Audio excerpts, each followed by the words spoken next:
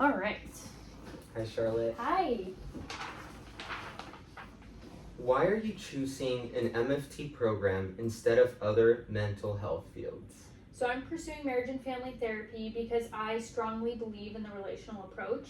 This started back when I was in school at LMU and learning about attachment theory and the research that I did under Dr. Ford. I was able to really get a sense of the importance of your relationships, and that's where it kind of first started. And then when I started working at Launch, I started working with marriage and family therapists and seeing the work that they've done with families, in couples, and in individual care, and also in the group therapy sessions that we have here.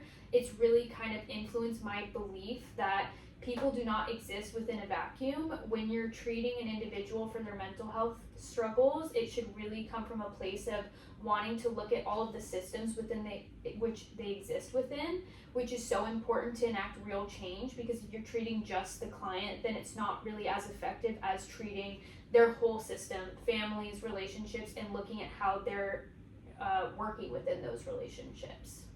Thank you. Why are you choosing the MFT program at SDSU?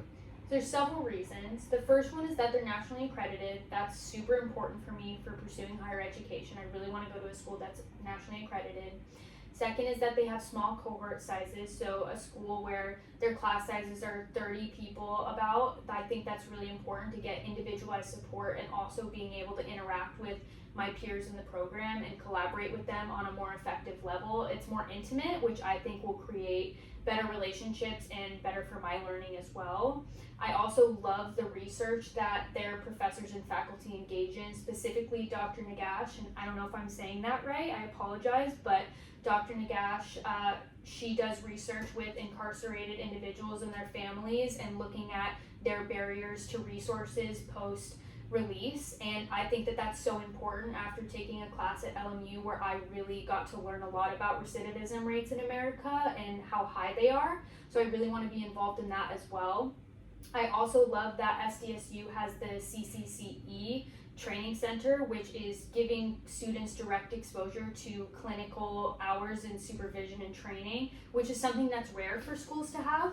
And yeah, I just love their multicultural approach, that they're social justice oriented, and me being someone who grew up with privilege and access to a lot of resources, I want to be able to gain more experience in working with those populations. What do you imagine will be your contribution in working with others to provide helpful mental health services? So I know that I will bring a lot of passion to any of the work that I do moving forward. This is something and a field profession that I feel very strongly about. I really want to focus, like I said, on incarcerated families and helping them, supporting underrepresented populations as therapy moves into a place where there's more access to it. So we're getting, higher demographics, more diverse demographics, and I want to be able to serve those populations as best I can. I also have a strong interest in working in addiction and with substance use disorders because my cousin actually passed from a fentanyl overdose last year, and seeing the impact that had on my family, it's really increased my my passion for working in addiction. So I see myself doing that as well, and I want to do as much as I can. I want to work in private practice, I want to work in programs, nonprofit organizations, community programs, anything that I can. I want to be able to do it all. Thank you. Thank you.